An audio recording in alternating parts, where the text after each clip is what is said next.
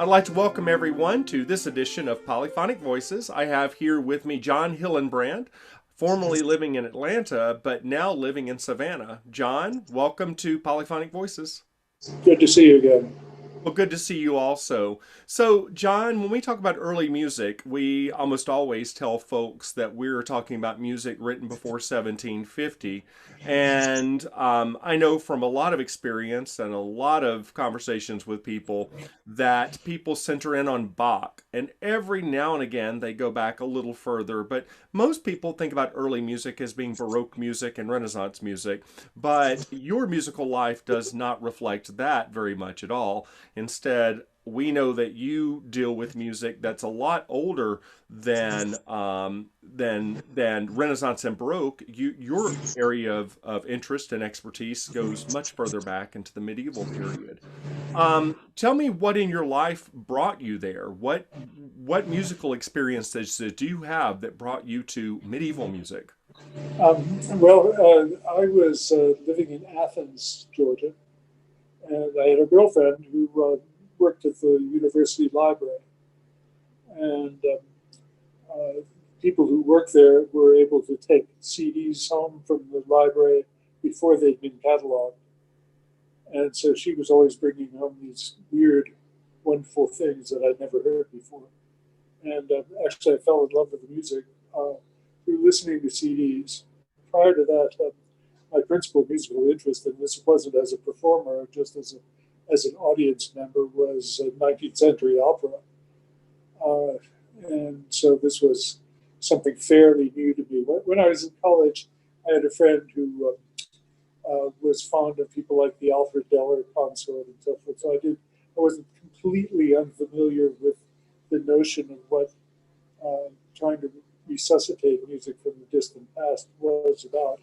But it certainly was not influential in my life until I started hearing ensembles like Sequentia and performers like Esther Lemonnier and quite a number of others. I got addicted pretty quickly and became an avid consumer of CDs. I probably have about 3,000 medieval CDs. Uh, probably for a while, probably every one that had ever been produced. But Wow. uh, people are recording far fewer of them nowadays. Not it's not where the big money is, and so it was too bad. But in fact, uh, the popularity of medieval music in America, I think, has declined considerably. I'm not sure what it is in Europe. I think that they're still more active in that aspect of the early music. But I don't read a great deal about major medieval performances at music festivals and things like that. Uh, but that's really what piqued my interest.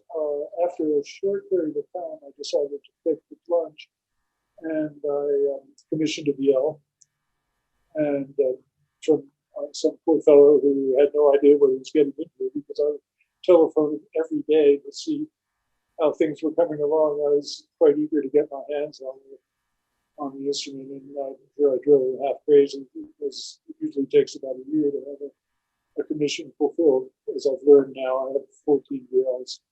But of course, once I got it, I was not immediately able to play it. And I remember I'd taken the violin when I was much, much younger. I took violin lessons. And so I sort of knew what I was doing in terms of where my arms should go and where my fingers should go. But taking up a bowed string instrument well into middle age is not something most people would recommend doing. It's fairly tough.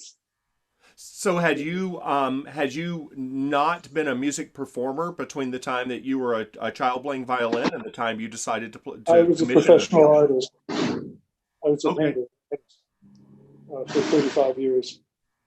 And the Uh, it was really only when I moved to Savannah that I pretty much gave that up. Okay. Unfortunately, nobody was buying my paintings anyway, so it was not a great financial burden. Yeah. Because they hadn't been selling for a long time. Okay. Do you feel as though the your style of visual art and your interest in music are they somehow stylistically related, or was your visual artistic style very different? It was very different. It was a color field abstraction, and my period of indoctrination was the 1960s, and so it now probably seems a little quaint because fashions change in that pretty rapidly. Okay. Okay. And how did you find this VL maker? So Uh, obviously you had a few contacts from the very beginning. well, I joined Early Music America, and we advertised in their magazine, and unfortunately, or fortunately, as the case may be, I rarely do things halfway. And once having decided, yeah, I really like this, I really plunged in head first and became quite the enthusiast. Uh, Alas, um, it didn't mean I could play my instrument. And in desperation, I called up Martha Bishop and said, "You've got to help me." And she said, "Well, I'm not going to give you lessons, but I know one of my members of my consort is really into medieval music, and you should get in touch with her." And It must have been Emily Stevenson. it was Emily Stevens. Okay. And so for about 10 years, every Wednesday afternoon, I would go over to her house, and she would try to beat some medieval music into my thick skull. Okay. And she also grabbed me by the earlobe, kicking and screaming, and made me go off to Marguerite Tindemann's medieval boot camp in Seattle. This is Okay. back in 1990 or so. And so after that, I went every year. She had two that were in Spain, but the others were in Seattle. And Marguerite was a founding member of Sequentia Hmm. and was quite quite an authority. And I mean, although she could be very stern, she was really very kind underneath the gruff exterior, and she knew her subject very well. So Yeah, she's influenced a lot of people in the early music world. It's hard to go anywhere without someone expressing her influence somehow in their life. In her medieval workshops, who else did you encounter that helped give you a nudge in what developed your style of playing? well, most significantly, Shira Cameron, uh, Okay. who's probably the most recorded EL player ever. Of course, they didn't do a whole lot of recording during the medieval period, but she's made a zillion uh, CDs. And the other member, both Shira and Robert Neely, were, were students at this first workshop. I mean, they were too good to be students, but they were technically students. Of course, in all of the successive workshops, they were on the faculty. But Robert Neely is another fabulous fiddle player who's head of the early music program at Juilliard now. Hmm. Uh, he's probably better known as a Baroque violinist. He and Shira have had a group that occasionally tours for years, 20 years, maybe more than that, called Fortune's Wheel, I believe is in but Shira is an astonishing improviser. It just comes so easily, seemingly, to her that everybody tries to be like her. Even Marguerite, I think, would steal some of her chops from time to time because she, she's just amazing. Oh, absolutely. Yeah. Uh, and also, since well, early music in general tends to be kind of incestuous insofar as everybody's playing in everybody else's bands, and people who specialize in one era are often to be found playing in another era. Marcy Banner, who performs with you, also performs with us. So, and we don't do Baroque. Well, early musicians, I guess most people who aren't early musicians don't understand that whereas a violinist would typically be mostly a performer of, say, romantic period music, and a piano player also might be a performer of romantic period music or early 20th century music. When someone says early musician, a lot of us are expected to play anything that is written by a composer who had passed before we were born. So Mm-hmm. we're expected to be jacks of all trades. I did notice that in one of your concerts, I'll call it recent, but it seems to me it was maybe 3 or 4 years ago. Your group started edging up into Renaissance music.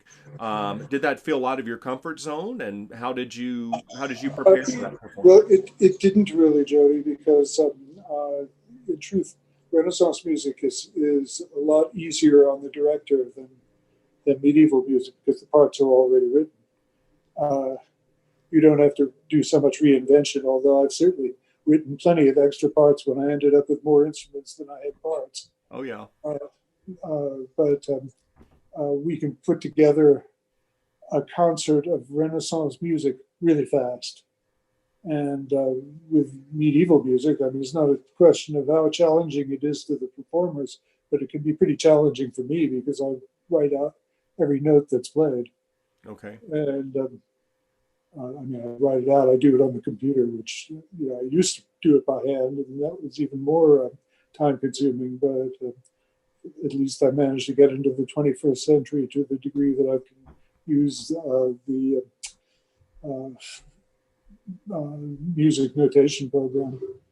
Uh, Renaissance music, even though we have gone as far into music history, into recent music history, as say the Elizabethan period. We did one Shakespeare program a year or two ago, and that's as modern as we're likely to get. We did a program in Beaufort of 16th century French music, French Huguenot music, because they were celebrating their 500th anniversary of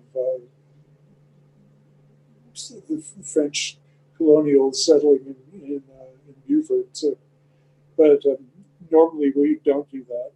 We don't wear funny costumes. No feathered hats, no pointy shoes. One of the things that I never really liked to see in a performance of any sort was a situation where the music that's performed serves merely to illustrate the text of the director of the ensemble. In other words, there would be a mini lecture on what was going to be performed before every piece was to be performed. And I thought that really took away from whatever magic there might have been going on stage, and certainly ruined the continuity of the and flow of the performance. So I think that that's the point of program notes, and I don't encourage talking from the performers.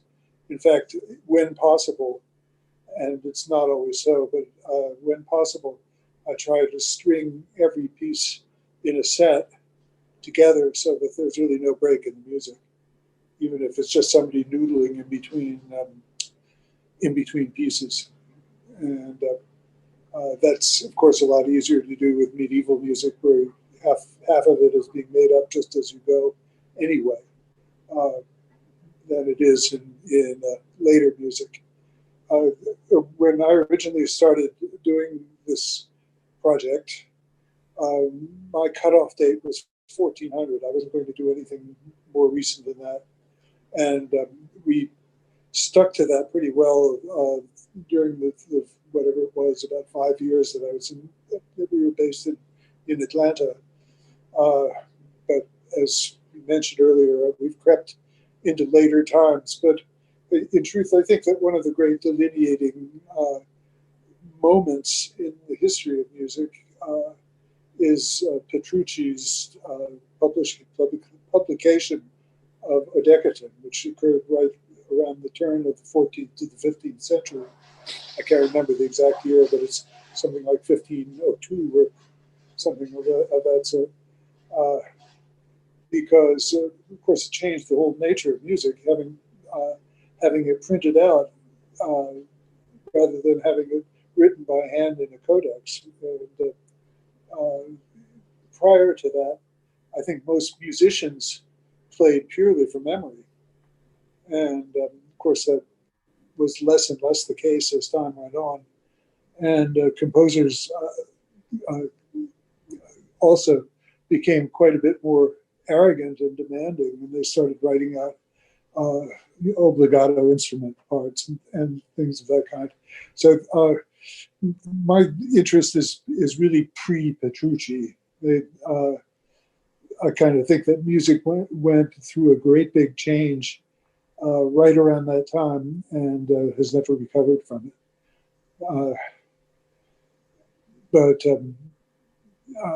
music of the 15th century, I was fortunate to find now that all of the Loire chansonniers are online in beautiful full color facsimile edition because they all belong to the French government, and the National Library in Paris has issued these facsimiles, and it's an endless source of music of the 15th century.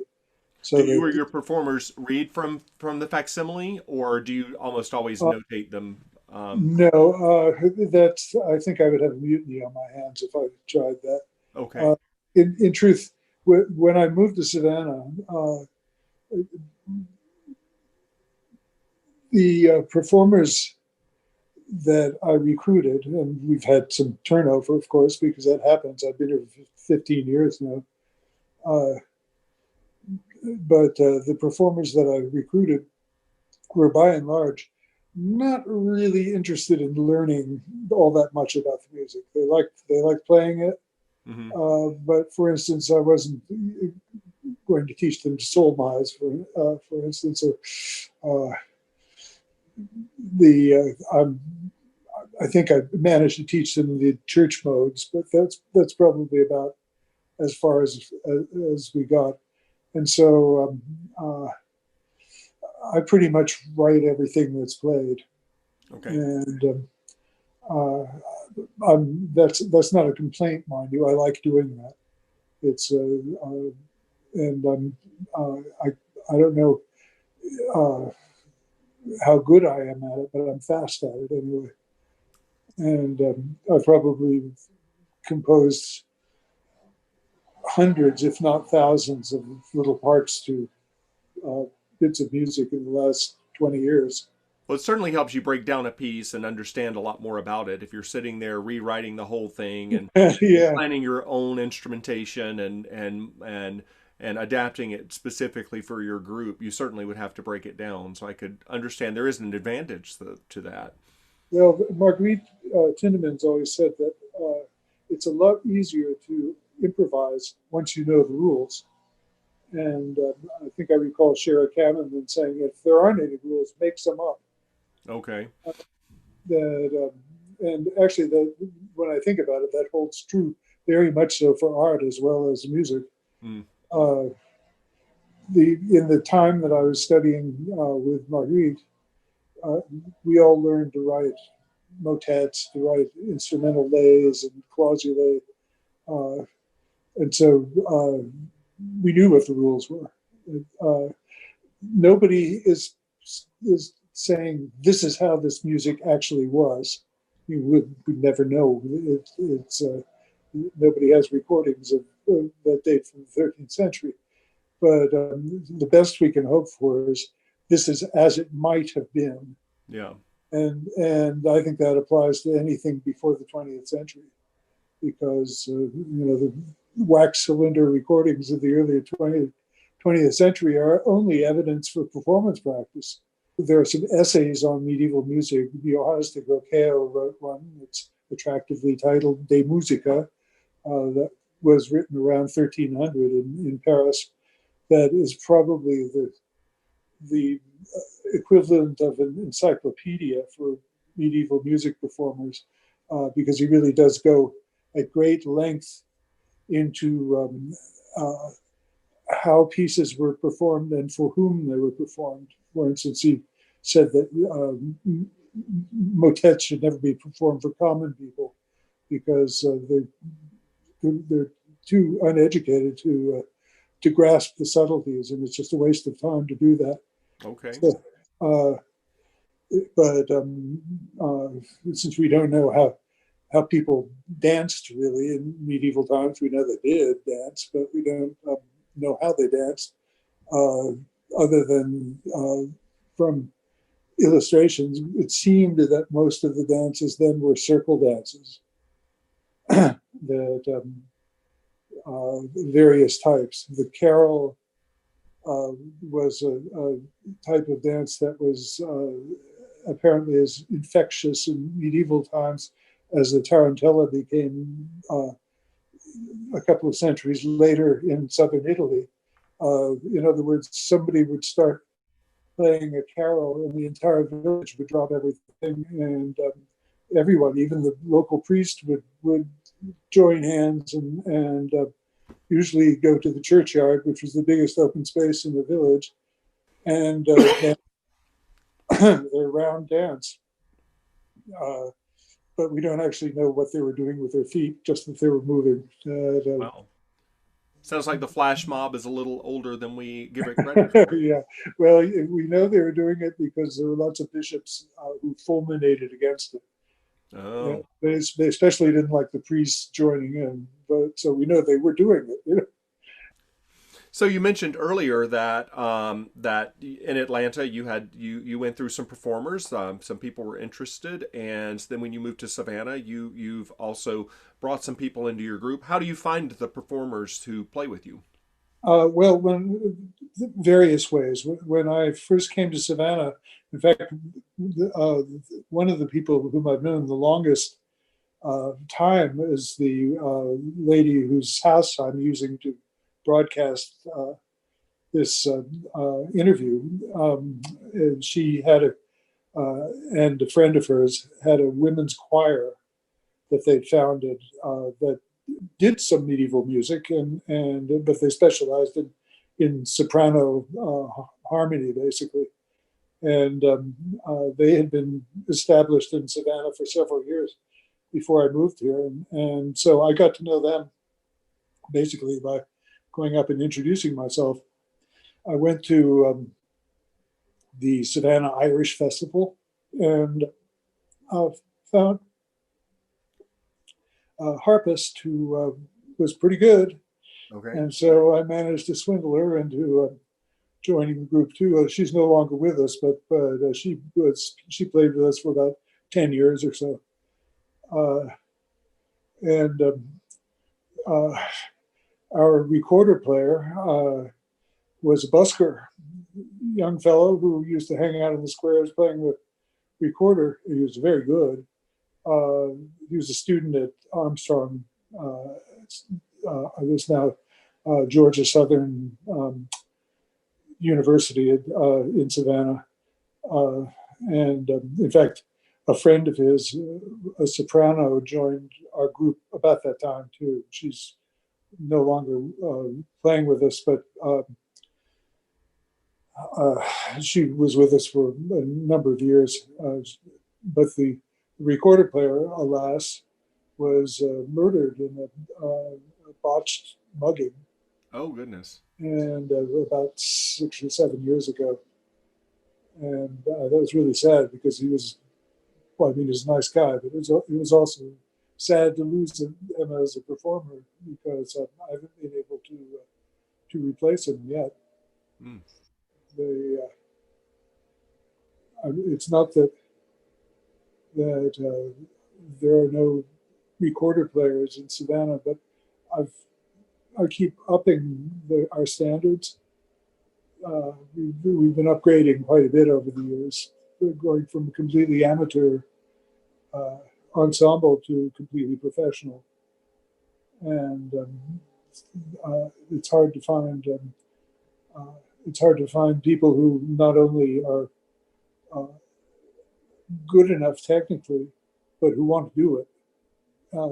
I don't pay very well, Okay. I mean, I pay no matter who comes to the concert. I mean, if we have a tiny audience, uh, I make up the difference from.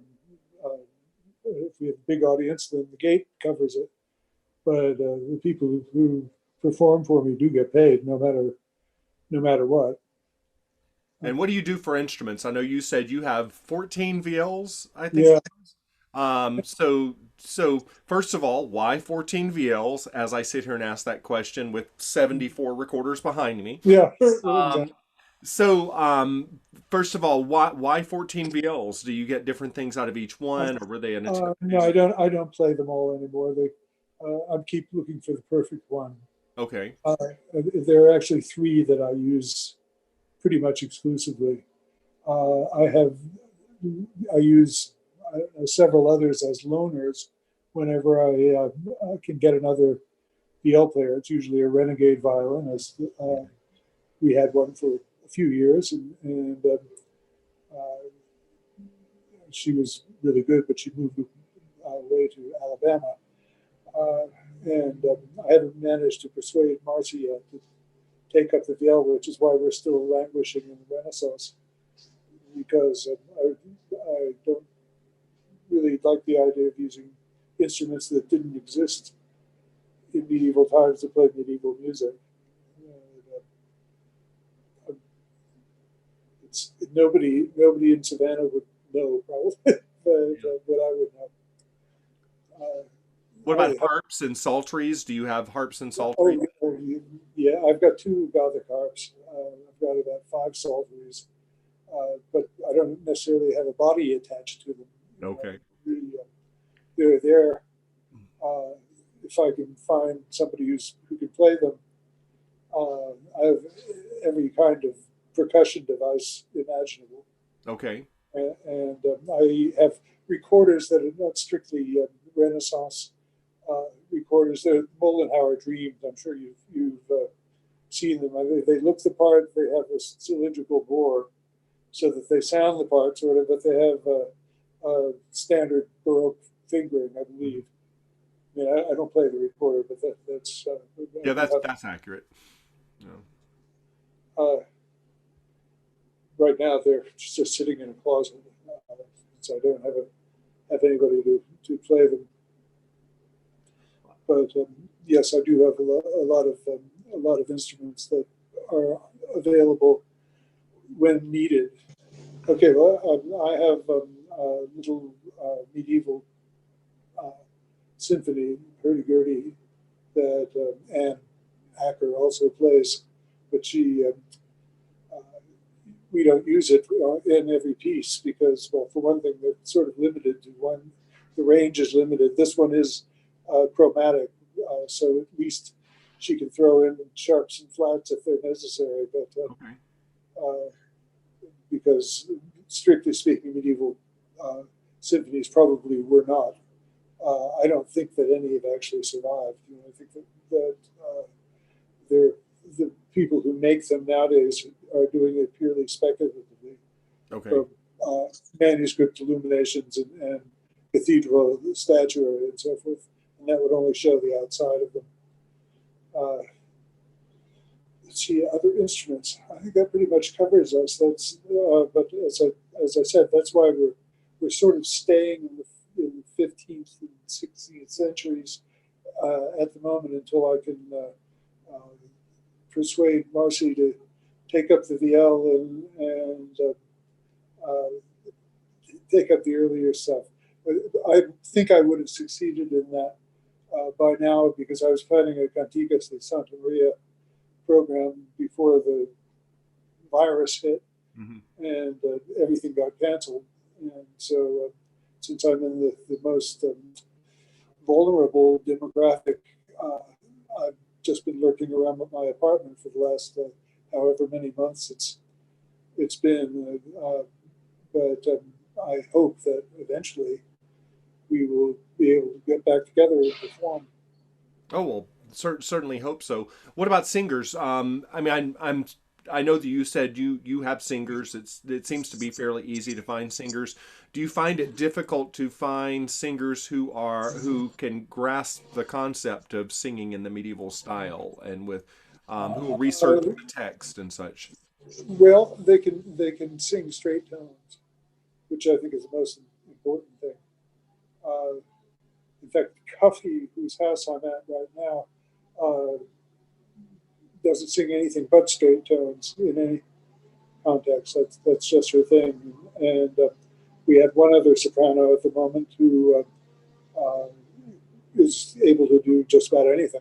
And she did a nice Cockney accent for our Shakespeare program, and she's got lots of charisma, and so I hope to have her on the staff for many years. So you said you were contemplating or probably already deep in the plans to do the Cantigas de Santa Maria. Is that a big work that you've wanted to, or a big concert that you've wanted to put together, or Yes, it is. I mean, not all 420 of them, but my favorite works uh, using as many different modes as possible. I mean, they're very. There's nothing that I know of that's Phrygian in the Cantigas de Santa Maria, and there's very little Lydian stuff, but it's almost all Dorian and Mixolydian, Mhm. which are my two favorite modes anyway. The in the medieval era, I think Hildegard of Bingen is the only person who really exploited the Phrygian mode to the point of genuine weirdness. I mean, if you play exclusively in the Phrygian mode for a few days, it really puts you in a very bizarre mood. Okay. It's, I mean, I'm sure you've done that, so that you probably know just how strange it can. Well, I've never listened to or played enough Phrygian mode for that length of time that I felt affected, but I, But it's the rarest. It's the rarest mode. It's yeah. of the surviving medieval music. I mean, we don't know what's been lost. Yeah. Probably much more has been lost than survives. But of the surviving stuff, it's a baby. 3 or 4% of the herb of medieval music, and Lydian would be another 10%, and uh, Dorian and mixed Lydian would make up the rest. Okay. So you've been sitting around the house for a few months now, like you said. We've all done that to some degree. Has it given you time to plan next steps, assuming that Uh, you'll be able to take well, next? it has, but I'm inherently lazy, and so uh, my planning usually consists of what am I going to have for dinner. Uh, Okay. I tried to, uh, I mean, you can see from looking at me, I tried to get my hair cut for today's interview, and so just so that I wouldn't look quite so Neanderthal, since it's been months since I had a haircut, and found my barber had gone out of business. I guess that's to be expected. It's kind of it's the people who have such intimate contact with their customers uh, would probably suffer from a dearth of business. Yeah, it's easy to see in the position where we are how the arts have suffered, but then it doesn't take looking very far to see that a lot of folks have suffered during this time. People who keep the artists looking good and feeling good. So how if someone were to ask you um, how they could begin a path on studying medieval music, what advice would you give to someone who wanted to learn more about it? I would say come to me and I will teach you. Okay. I would love to, but I don't have any victims. Okay. Uh, but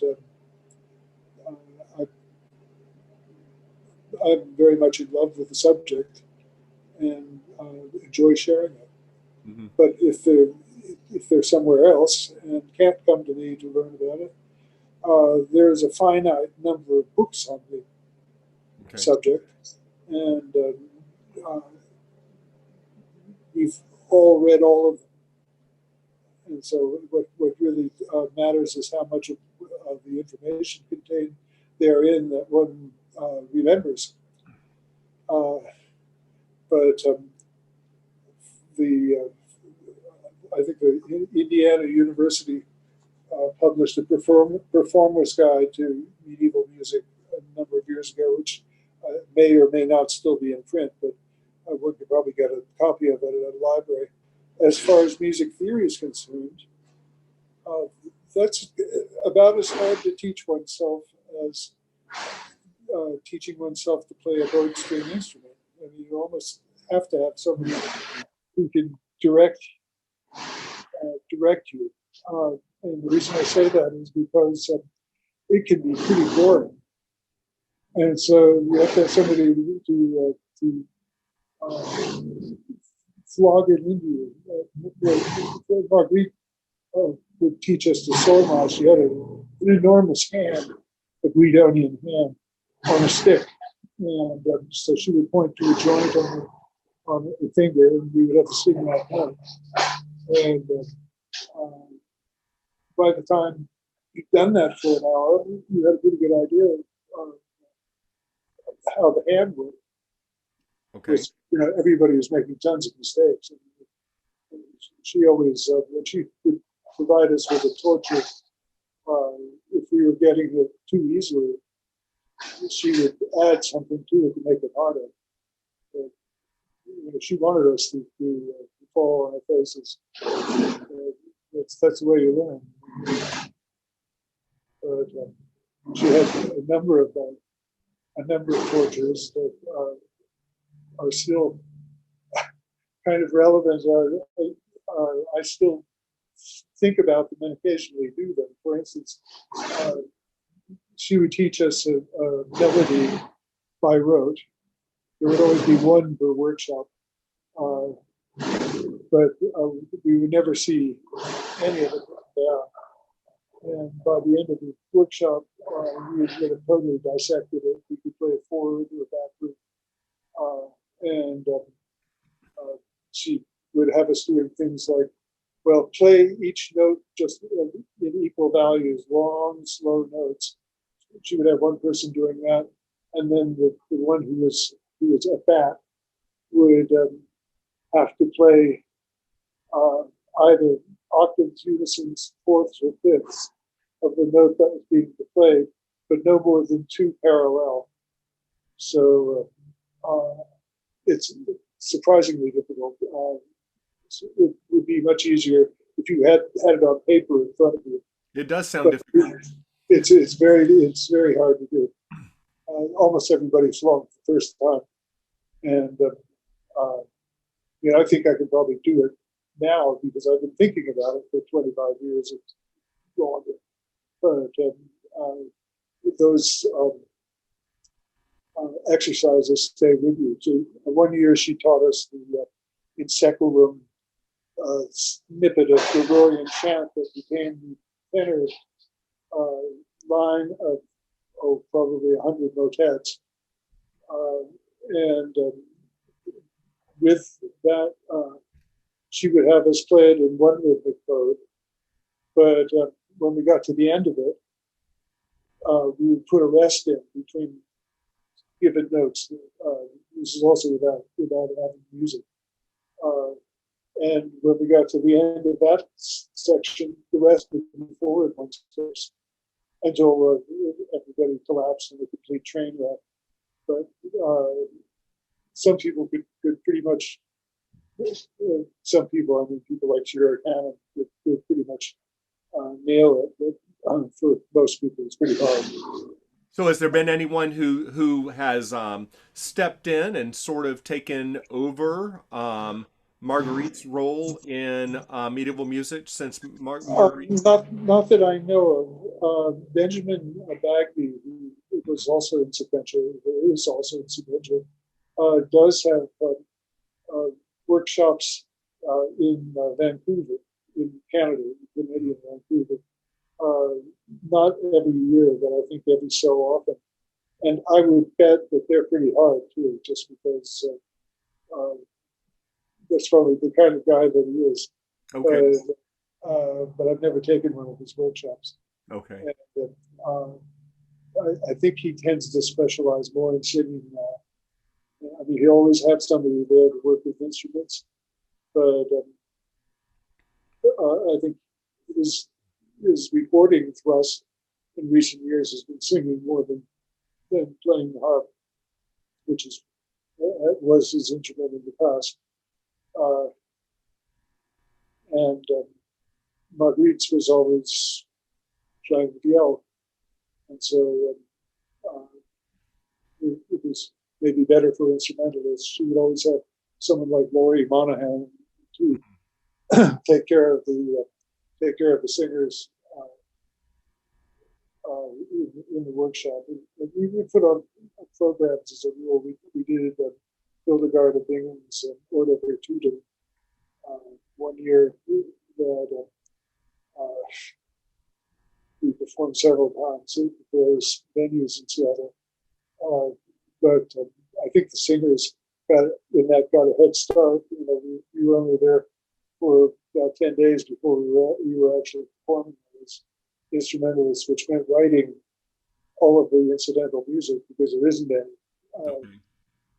And uh, but I think the singers have been working on it for longer than that, Okay. and so they had a bit of a head start because it runs about an hour, and so there's lots to be memorized.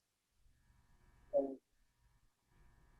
I, when I think of what medieval monks had to do, they had to chant the holy offices for every uh, canonical hour of the year, and they were doing it from memory. So it just indicates how much the human mind can hold if uh, if one has no choice but to fill it. Well, probably a lot more capable than most of us realize. So, Yeah, tell me about the difference in audiences in Atlanta and Savannah. So you were in Atlanta. You said performing for approximately 5 years before you moved. yeah, it was about 5 years. We're in our 21st or 22nd year Okay. as an ensemble. I've been in Savannah for 15 of those years. Uh, in Atlanta, well, our audiences were usually pretty small. They rarely were more than 40 Mhm. people, usually less than that. But we had a couple of big concerts. Once we teamed up with an Irish fiddler from whom I was taking Irish fiddling lessons, Maura Nelligan, and she had her own fan base. So I was so flattered. We actually had people who sneaked in without paying. Oh, Which I mean, that is kind of flattering that they were going to that much trouble. We were only charging $10 admission, but usually the audiences were pretty small in Atlanta, and uh, there was kind of the faithful 30 or so, all of whom I'm sure were AMA members, hmm uh, who would come to just about every performance. But thank God I wasn't paying everybody who wouldn't have been able to do that. What I did after a couple of years, or maybe even a year in Atlanta, was to hire uh, ringers and hire some people to play with us who were really good, who would Okay. then raise the quality of the performance all around, and be both singers and instrumentalists. Uh, but usually not more than two or three per performance. We had a much bigger group in Atlanta, and as a consequence, I tried more ambitious programs. But my relative inexperience meant that I kind of had a tendency to bite off more than I could chew, and our programs were too long and probably too complex. I have a tendency to make the choreography of the program more complex than it should be. But that's just the way I like to do it. And so far, I haven't had it mute me yet, but I guess it could always happen. Well, I imagine that's tough though, because you're not just in there performing. You are the music director, and I could certainly understand how the music director would want to get across to the audience certain well, evoke certain feelings or a certain understanding of the music, and it seems like the visual, especially these days, is a very crucial component to a concert. Mm-hmm. People don't come to concerts just to listen. People come to concerts to see. So I could understand how that could be a problem. We had a one production in Atlanta that was uh, really fun. It was a Santiago de Compostela pilgrimage to Santiago concert, and I had about 6 or 7 pros, as well as a large group of people in the group as well. And we did all kinds of fun things, like having somebody play Santiago and another bass baritone played the devil in one uh, Cantiga de Santa Maria, which we acted out rather than we sang it too, but performed it as if it were an opera. Um, it, no costumes except for we had a devil mask for Satan, mask on a stick, Okay. so that everybody could know. But and I think that program was successful enough so that it made me want to do more like it, even though I think our audience was only about 35 people for it. And when I got to Savannah, originally I wanted to be very modest. I didn't want a big group, but I wanted people who were really first-rate performers. And uh, we haven't done too much elaborate stuff. We've had a couple of Christmas programs that did that did have a bit of choreography to them, but and a few props. We had a soprano was singing the Sybil's chant. Did have a wreath of ivy on her head and it's a human skull in her hand. Uh, most of the programs that we've done have been fairly modest in scale. All the audiences tend to be larger here than they were in it may be because we've got market cornered. There, there are no other groups performing anything like that kind of music in Savannah. And the problem has never been so much getting people to like the music, it's getting them to hear it. And usually when they hear it, they'll come back for more. Okay. At least that's been my experience. There is a Baroque ensemble based in Savannah, directed by an actor Hmm. who performs with us. And Marcy's in that too. I think Marcy's in every group on the East Coast. I'm just about. She seems to be constantly traveling from one concert to another, other than our sister ensemble. We're not in competition with each other. We don't play the same music, and we all like each other. So Okay. it's we're not enemies. We get along great with them. Yeah. Are there great performance venues in Savannah that you like using? Yes, we have had a really nice situation almost for the whole time that I've been in Savannah, with the church uh, an Episcopal church called St. Paul's. Uh, they like us. We like them. It's a beautiful church. It's got magnificent stained glass. Uh, we use their facilities at will for free. They don't. When we were based in Atlanta, we did have to pay a little rent to Episcopal Church in Virginia, which was our home base there. But they've been really good to us over the years. I say they like us. They kind of post about us in their on their website. They're hosts, and every so often we'll put on a free performance for the congregation there, and even less often we'll sit in for services and things of that kind. Just doing one song for a Christmas service or something along those lines. But that's a really nice performance venue. There's another church that we've done a few times, which is the oldest Methodist church in Savannah, which is Trinity Methodist. But it's been several years since we performed there. I was kind of teamed up with our harpist for a long time. And she and I played as a duo too, and we played a lot of Irish and Scots stuff. I was playing usually a modern violin with that, and we used to play at Trinity fairly often.